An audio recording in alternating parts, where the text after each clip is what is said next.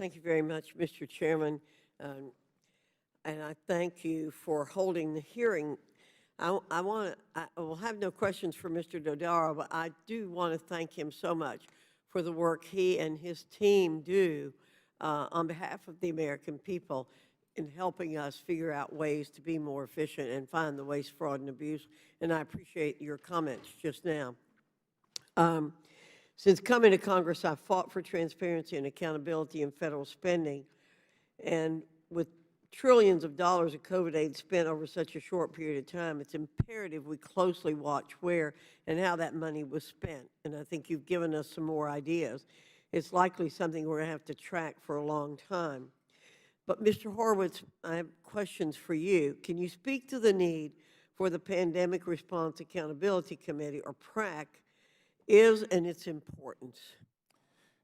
Thank you, Congresswoman. I think it was critical for Congress to have set up the PRAC when the CARES Act was passed. At the time, we were asked to oversee $2 trillion. It's now $5 trillion of pandemic oversight.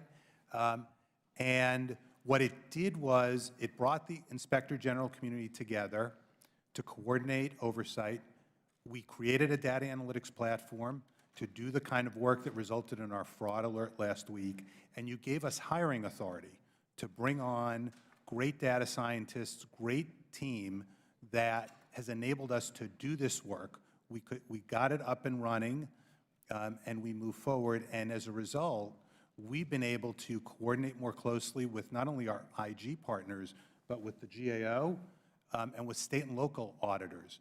We created a state auditor in residence program. We have 2 auditors from the state of Tennessee who've come on board recently. First ever that's been done in the IG community, because we want to coordinate with our counterparts and our oversight partners at the state and local level. And so we've brought together people in a way that we've never had before in the IG community. So in your work, how would you rate, with the PRAC, how would you rate the various COVID relief funding programs from most to least susceptible to improper payments? Well, I think what you've seen so far is the three of the biggest programs: the Paycheck Protection Program, the Economic Injury Disaster Loan Program, and the Unemployment Insurance Program. Those 3 programs, which by the way account for just under $2 trillion of the spending, have shown to be highly susceptible to fraud for different reasons. PPP. Can you give us the characteristics that cause that? Yes. So for PPP and EIDL, those were administered at the federal level.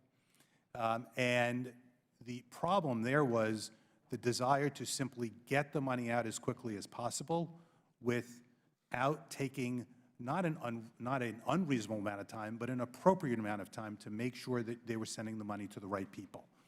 That was the problem, among others, with those 2 programs. On the unemployment insurance, the issue is different because that's administered by the 50 states. The problem there is the lack of coordination among them and with the Labor Department, and the Labor IG has written extensively about that problem.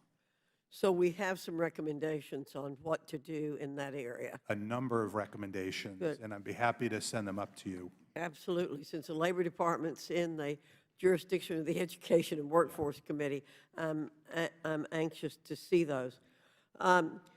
So you charged 47 defendants in a $250 million fraud scheme involving a Minnesota nonprofit, Feeding Our Future, one of the largest COVID aid-related frauds uncovered.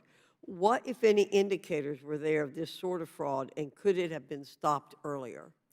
So it's always hard to say whether something could be stopped earlier. We want to obviously be careful in hindsight to say that.